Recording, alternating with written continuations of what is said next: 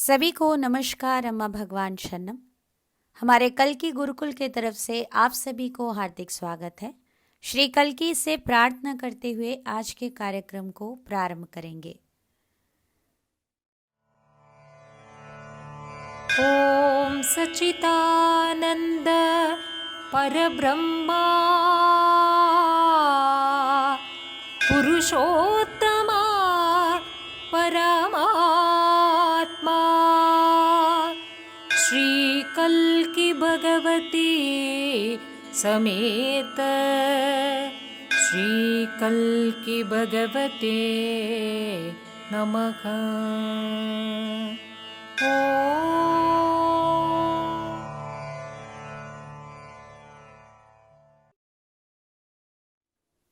धीरे से आंखें खोलिए। हर व्यक्ति के जीवन में दो पहलू हैं, इहम अर्थात सांसारिक जीवन, परम आपके आध्यात्मिक जीवन। इन दोनों में संतुलन बनाए रखना अनिवार्य है। श्री अम्मा भगवान 1989 से इहम और परम के संबंधित कई सारे ज्ञान सूत्र प्रदान किए हैं। इन सभी टीचिंग्स के माध्यम से सैकड़ों लोगों के जीवन में इहम और परम के प्राप्ति हुआ है। ये सारे टीचिंग्स को धर्म इस वीडियो के नाम से यूट्यूब में रखा गया है। तो आज हम धर्म 10 वीडियो में जो टीचिंग्स है उसे देखते हैं। ईश्वर को अपने हृदय में मात्र आप धारण कर सकते हैं। हम सभी के जीवन में बहुत सुंदर अगर कुछ है तो हम सभी व्यक्तिगत रूप से श्री अम्मा भगवान से जुड़े हैं। हमारा एक बंधन है हमारे ईश्वर के साथ। ये बंधन और भी विशेष हो जाता है जब हम जानते हैं कि हमारे ईश्वर सच में कौन है। हमारे परमेश्वर जिनके साथ हम सभी एक व्यक्तिगत बंधन रखे हुए हैं, वो सर्वज्ञ है, वो सर्वव्यापी है। ईश्वर के बारे में लोग अलग अलग परिभाषा बात कर सकते हैं। कुछ लोग अपने ईश्वर को अव्यक्तिक स्वरूप के बारे में जिक्र करते हैं। वो सर्वज्ञ हैं, वो सब कुछ कर सकते हैं, वो निराकार है, उनका कोई निर्दिष्ट गुण नहीं है, उनका निर्दिष्ट नाम नहीं है, वो सर्वव्यापी है, वो समस्त प्राणियों में स्थित है। जबकि कुछ और लोग ईश्वर को अपना मानते हैं। मेरे निजी ईश्वर है वो, मेरे पिताजी हैं वो, मेरी माँ, मेरे बंधु, मेरे सखा।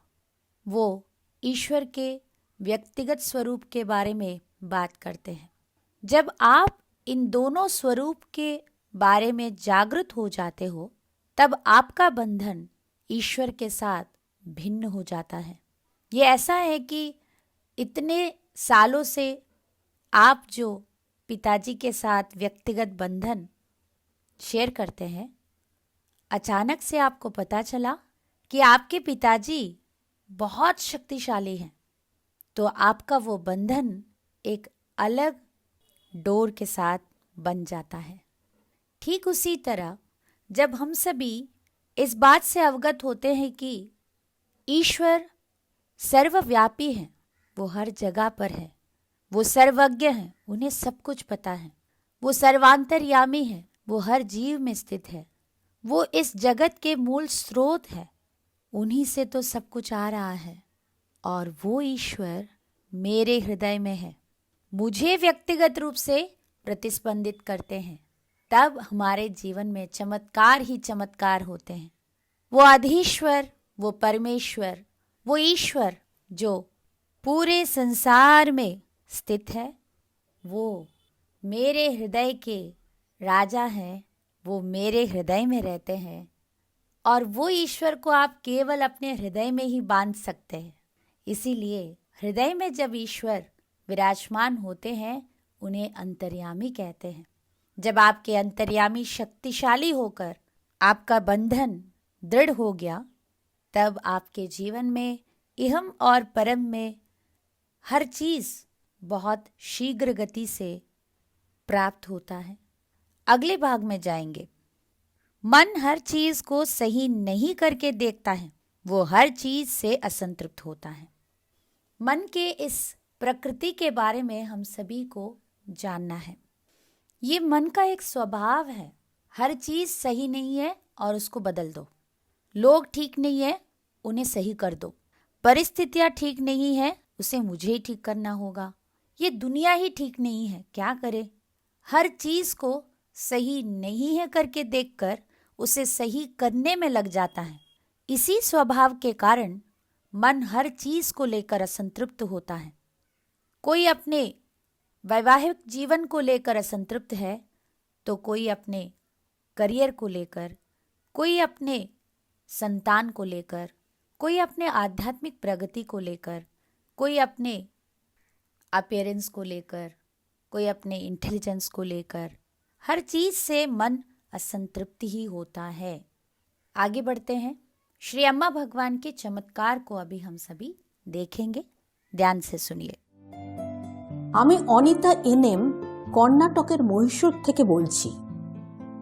আমার বোন আর ভগ্নিপতি অস্ট্রেলিয়ায় থাকে। খুব অল্প বয়স থেকেই আমার বোনের সুগারের সমস্যা থাকায় তার গর্ভধারণে বেশ কিছু অসুবিধা ছিল। যদিও বা গর্ভধারণ করতে পারত, পরে প্রসবের ক্ষেত্রে একটা জটিলতার সম্ভাবনা ছিল।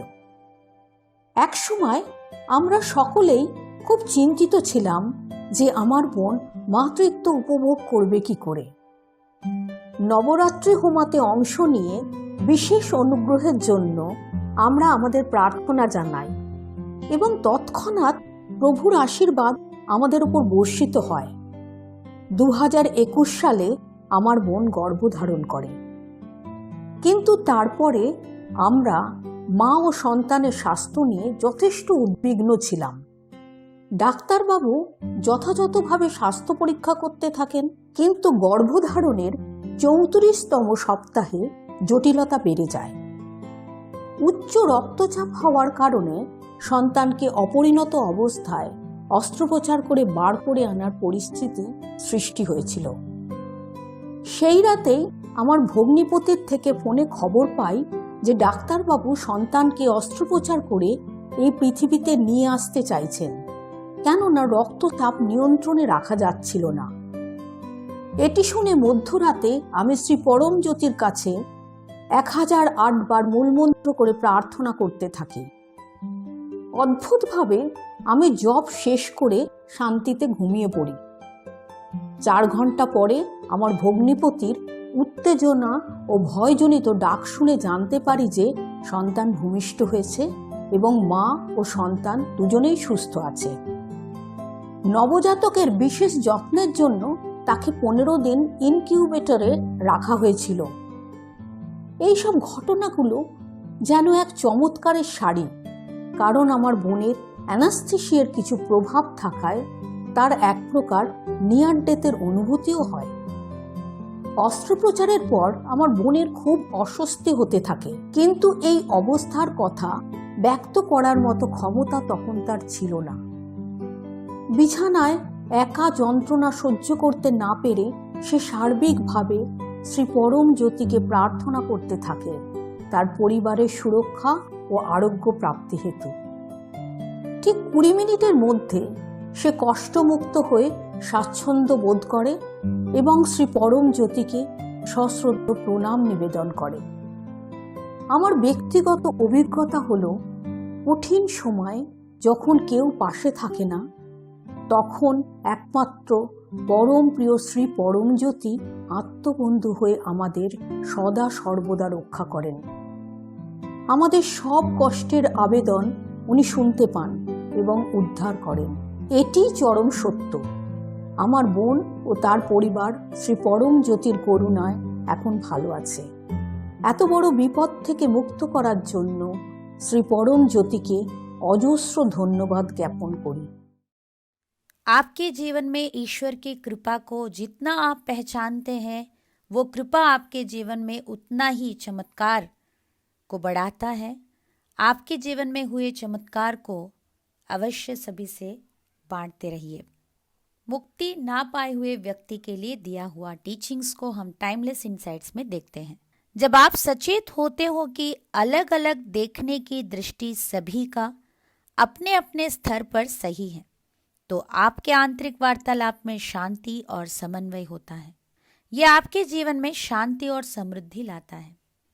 हमने पिछले सेशन में देखा कि कैसे अलग अलग धारणाएं अपने स्तर पर सच है। उदाहरण के लिए आपके भीतर आपके आंतरिक संवाद को देखेंगे तो एक समय लग रहा है कि मुझे ये जॉब छोड़ देना चाहिए क्योंकि मुझे इतना तनाव, इतना चाप मेरे स्वास्थ्य के लिए ठीक नहीं है।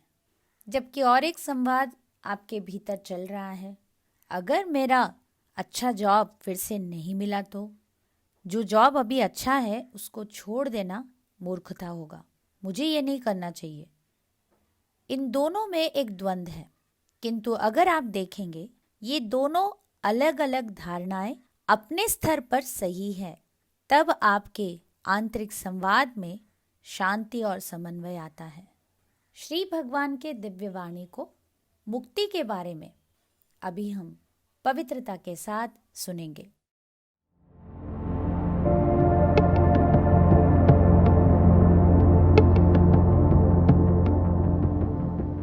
When all personal suffering has come to an end, we would say you are enlightened. We of course make a difference between the enlightened state and enlightenment itself. Now the enlightened state is more like a peak experience which may or may not result in enlightenment. But enlightenment is a permanent, irreversible state. And the most fundamental thing about enlightenment is there's no more personal suffering. Suffering is there, but it is no more personal. If you see somebody suffer, you also suffer. That is there. But there's no such thing as personal suffering. That is what we would call as enlightenment, which is very different from the enlightened state, which is a peak state, and which is so different from actual enlightenment. Shri भगवान के दिव्य वाणी का अनुवाद। मुक्ति जब आपके समस्त व्यक्तिगत दुख समाप्त हो जाता है, हम कहेंगे कि आप मुक्त हो गए। यहाँ पर दो बातें हैं, मुक्ति प्राप्त करना अलग है, मुक्ति स्थिति में जाना अलग है। जो व्यक्ति मुक्ति स्थिति में होते हैं वो एक उच्च चैतन्य स्थिति है जो आपको मुक्ति प्राप्त करा सकता है या ना करा सकता है। किंतु जो व्यक्ति मुक्ति प्राप्त कर चुके हैं ये स्थायी और स्थिर है। जब कोई जीवन मुक्ति प्राप्त करते हैं उनके लिए व्यक्तिगत दुख नहीं होता है। दुख होता है किंतु वो व्यक्तिगत नहीं है। अगर वो किसी को दुखी देखते हैं तो उनको भी दुख लगता है, किंतु व्यक्तिगत रूप से उनका अपना दुख करके कुछ नहीं होता है। तब हम उसे मुक्ति कहते हैं, जो मुक्ति स्थिति या उन्नत चैतन्य स्थिति से भिन्न है। अगले भाग में मुक्ति पाए हुए व्यक्ति कैसे होते हैं देखते हैं। The awakened one sees everything as perfect. The unawakened one sees everything as imperfect. मुक्ति पाए हुए व्यक्ति सब कुछ सही है करके देखते हैं। मुक्ति ना पाने की अवस्था में व्यक्ति सब कुछ सही नहीं है करके देखते हैं। उदाहरण के लिए कोई अचानक आते हैं और आपको एक थप्पड़ लगाते हैं। एक मुक्ति पाए हुए व्यक्ति अगर देखते हैं उनके लिए वो सही है, यानी तो आपने किसी को थप्पड़ लगाया, मुक्ति पाए हुए व्यक्ति के लिए वो भी सही है। मुक्ति पाए हुए व्यक्ति के लिए सब कुछ सही होता है। इसीलिए कई बार साधु संत ज्ञानियों के व्यवहार को साधारण लोग नहीं समझ पाते हैं, क्योंकि उनके लिए सब कुछ सही है। मुक्ति पाए हुए व्यक्ति इस दुनिया को भी सही रूप से देखते हैं, इसीलिए दुनिया को बदलने की ज़रूरत को महसूस नहीं करते हैं, क्योंकि उनके लिए सब कुछ परफेक्ट है। जब यहाँ पर दुनिया को बदलने वाली बात किया जा रहा है तो यहाँ हम असल में दुनिया को बदल देना है ऐसे नहीं बोल रहे हैं। जब भी आप दुनिया को परिवर्तन करने की बात सुनते हैं, इसका अर्थ ये है आपके अंदर ऐसे एक परिवर्तन आएगा जहाँ पर आपको सब कुछ सही दिखना शुरू होगा। उदाहरण के लिए आपके पत्नी या पति जो हमेशा कुछ न कुछ बड़बड़ाते रहते हैं जिससे आप चिढ़ जाते हैं। आपके मुक्ति के बाद पति पत्नी वैसे ही रहेंगे और उनके वैसे बड़बड़ाना आपके लिए सब कुछ सही है। यहाँ पर आपके पति या पत्नी नहीं बदले हैं, किंतु आप बदल गए हैं। ठीक वैसे ही आपके जीवन में जिन चीज़ों को लेकर आप व्यस्त हो रहे थे, आपको सही नहीं लग रहा था, मुक्ति पाने के बाद सब कुछ सही दिखने लगेगा। अचानक से आपको लगेगा कि अरे, मैं तो अभी स्वर्ग में हूँ, सब कुछ सही है, अभी कुछ भी नहीं बदला है। बदला है तो केवल आपके दृष्टिकोण।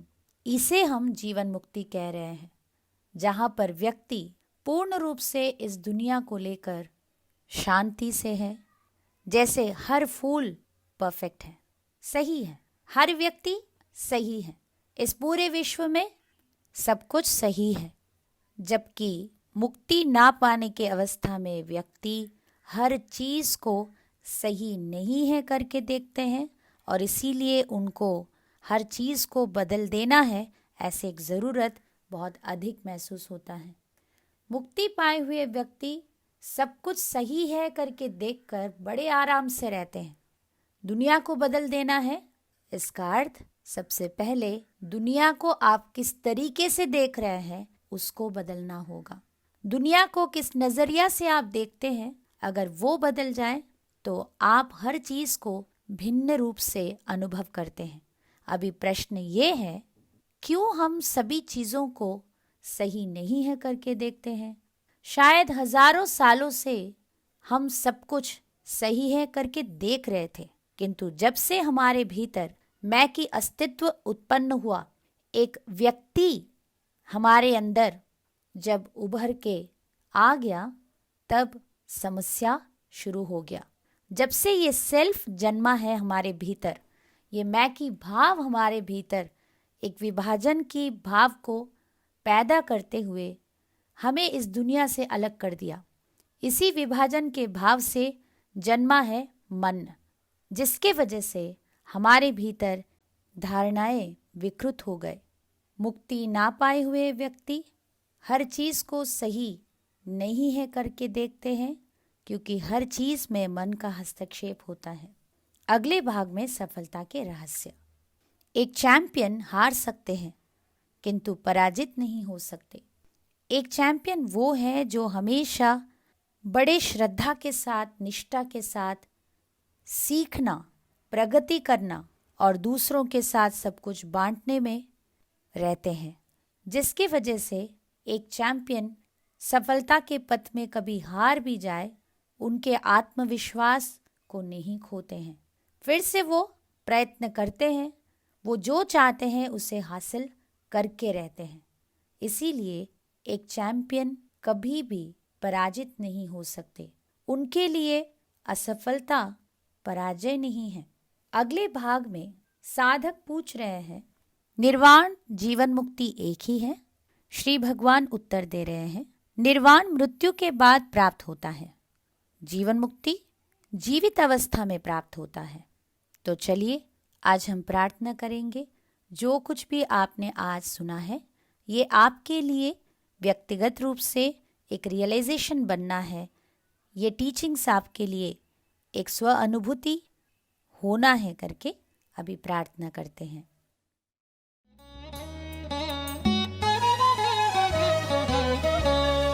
पद्मावतीनाथा परिपूर्ण रूपा पुरुषोत्तमा परमात्मा स्वरूपा पद्मावतीनाथा परिपूर्ण रूपा पुरुषोत्तमा परमात्मा स्वरूपा पाप विनाशका परम पवित्र शरणं शरणं तव पदकमलं कलियुग कन्मषहारगने स्वर्णयुगत्तिन् नायकने कलियुग कन्मषहारगने स्वर्णयुगत्तिन् नायकने पालय मां परिपालय मां पावनरूपा पालय मां परिपालय मां पावनरूपा पालय मां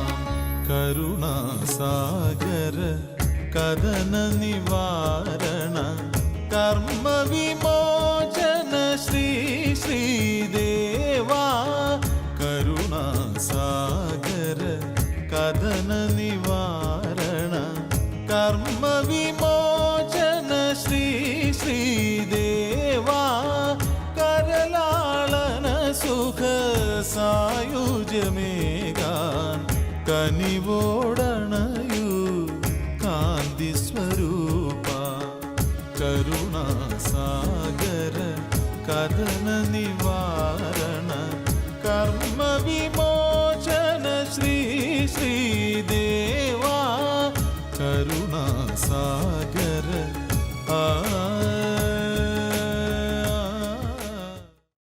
ज्ञान प्रदाता श्री कल्कि अनुग्रहीतोस्मि अनुग्रहीतोस्मि अनुग्रहीतोस्मि। हर दिन आलय दर्शन में अवश्य भाग लीजिए। आपके जीवन में इहम परम में संतुलन बनाए रखने के लिए हर किसी को गुरुकुल के कार्यक्रम में 74,000 दीक्षा यज्ञ में अवश्य भाग लेना चाहिए। अपने फ़ोन में कल्कि इवेंट्स ऐप को डाउनलोड कीजिए, सब्सक्राइब कीजिए और हर दिन ये क्लासेस में भाग लीजिए। अभी हम साधना करेंगे। सभी कुछ समय के लिए शवासन में लेट जाएंगे। संगीत आपको उपचार प्रदान करता है, इसीलिए आप पूरी तरह से शवासन में आंखें बंद रखते हुए अपने आप को रिलैक्स करते हुए संगीत को सुनिए। जितना आप रिलैक्स हो जाएंगे, श्री कल्कि आपके ऊपर उतना कार्य कर पाएंगे। सभी इस साधना में शवासन में लेटकर रिलैक्स होना है।